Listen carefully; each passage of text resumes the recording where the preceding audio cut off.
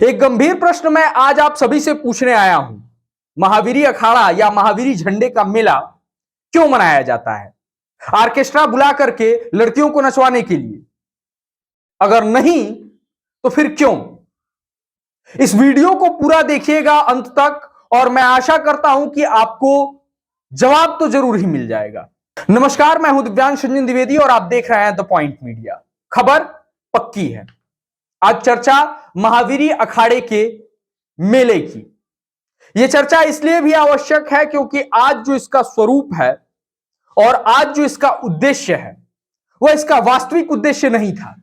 और यह चर्चा इसलिए भी आवश्यक है क्योंकि कहीं ना कहीं महावीरी अखाड़े के मेले की आड़ में धर्म के नाम पर अश्लीलता परोसी जा रही है और इसलिए इस विषय पर आवाज उठाना आवश्यक है। सबसे पहले अपने दर्शकों को अगर इसके इतिहास से परिचित कराएं तो महावीरी अखाड़े के मेले की शुरुआत विदेशी आक्रमण काल के उस दौर में शुरू हुई जो बाहरी इन्वेजन होता था भारत पर। उस दौर में यह मेला लगाया जाना शुरू किया गया जब बाहरी आक्रमणकारियों द्वारा केवल लूटपाट ही नहीं की जाती थी बल्कि मंदिरों और मठों को बड़ी संख्या में ध्वस्त किया जाने लगा।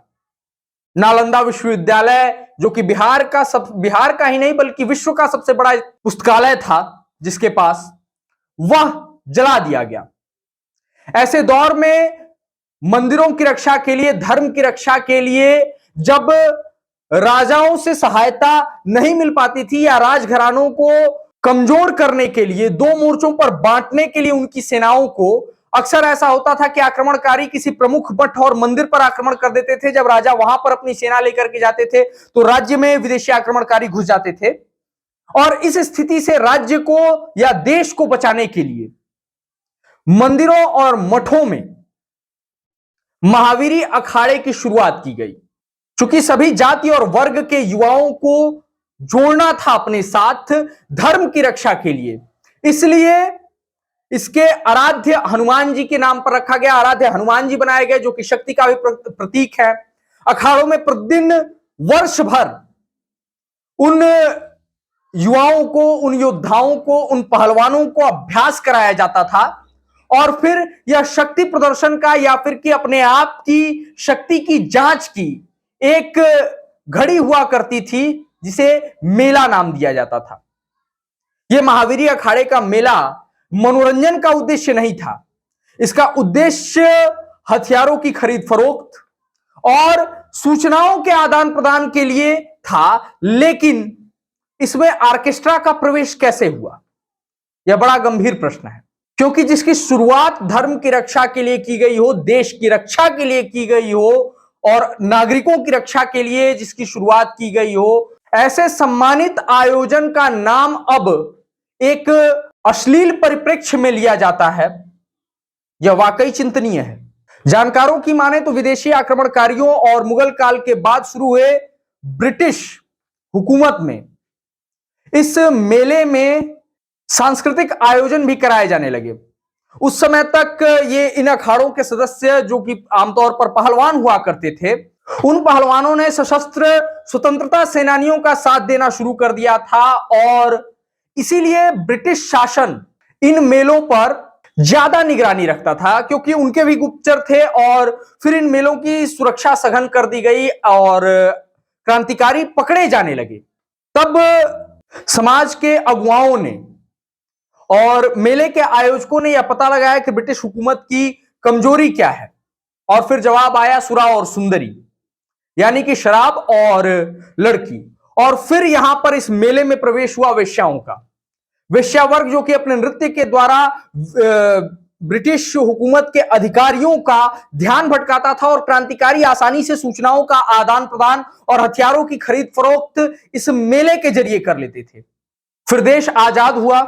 यह मेला एक प्रतीक बन गया उन योद्धाओं का जिन्होंने धर्म की रक्षा हेतु, देश की रक्षा हेतु अपने प्राण न्योछावर कर दिए। यह मेला उनकी यादों को लेकर के आगे बढ़ा, उनके सम्मान में। लेकिन अज्ञानतावश इस मेले में सांस्कृतिक कार्यक्रमों का समावेश किया जाता रहा। आज इसका स्वरूप यह है कि तमाम अखाड़ों से निकलने वाले जुलूस में हनुमान जी की पालकी पीछे रख दी जाती है और नृत्यांगनाओं का नृत्य चलता रहता है। एक से एक भोजपुरी गीतों की रसधार बहती है, जिनके शब्द इतने अश्लील होते हैं कि मैं अपने चैनल पर रख नहीं सकता, क्योंकि हमारे वीडियोस हमारे परिवार के सदस्य भी देखते हैं।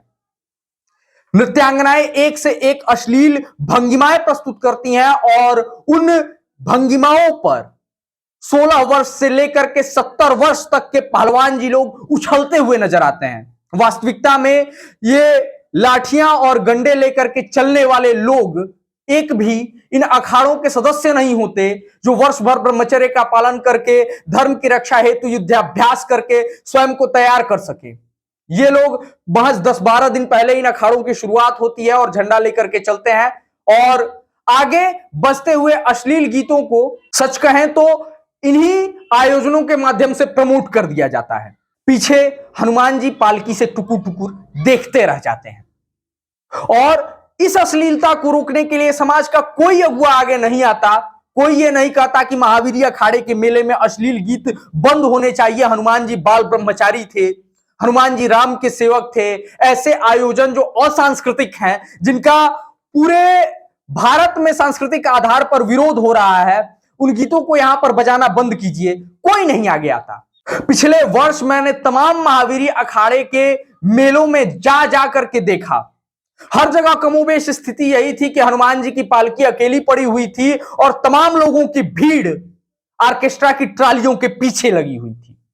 समाज किस दिशा में जा रहा है, आप स्वयं विचार कीजिए। जिस आयोजन की शुरुआत देश धर्म की रक्षा के लिए की गई थी, तमाम मठों और मंदिरों से जिसकी शुरुआत हुई थी, आज अखाड़े कहीं भी कोई भी लगा ले, लेकिन पुरातन जो वास्तविक अखाड़े चलते आ रहे हैं, जो पारंपरिक हैं, वहां देखिएगा आसपास के परिक्षेत्र में कोई ना कोई मठ या मंदिर अवश्य मौजूद है।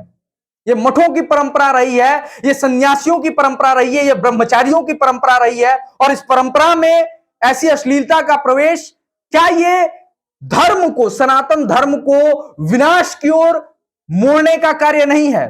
क्या आपको लगता है कि आपके अखाड़े के मेले में अश्लील गीत बजाने से और नृत्यांगनाओं को नचवाने से हनुमान जी प्रसन्न हो जाएंगे?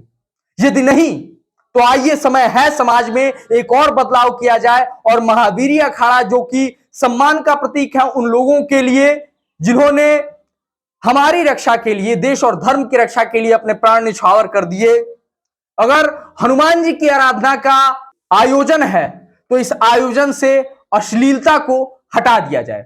बाकी इस वीडियो पर आपकी क्या राय है, ये हमें कमेंट सेक्शन में जरूर बताइए।